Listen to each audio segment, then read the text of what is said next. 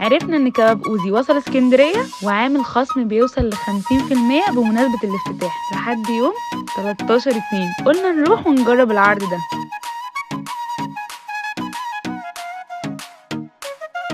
المكان من أكبر المطاعم دلوقتي في اسكندرية وهتحس إنك دخلت قصر فعلا.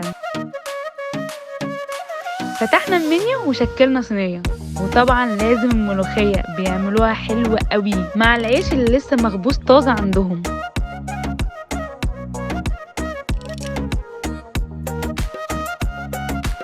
وطلبنا كمان طاسة سجق بلدي وطاسة كبدة بلدي، واخترنا موزة وحمام ومحشي مشكل وحواوشي، كل ده تحت أرز بسمتي بالخلطة ومعاهم فرايز.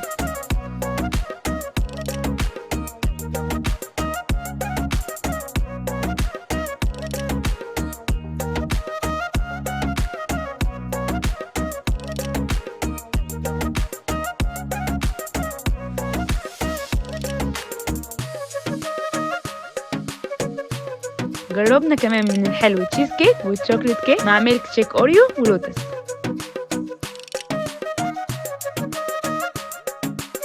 المطعم مناسب جدا للعزومات الكبيرة،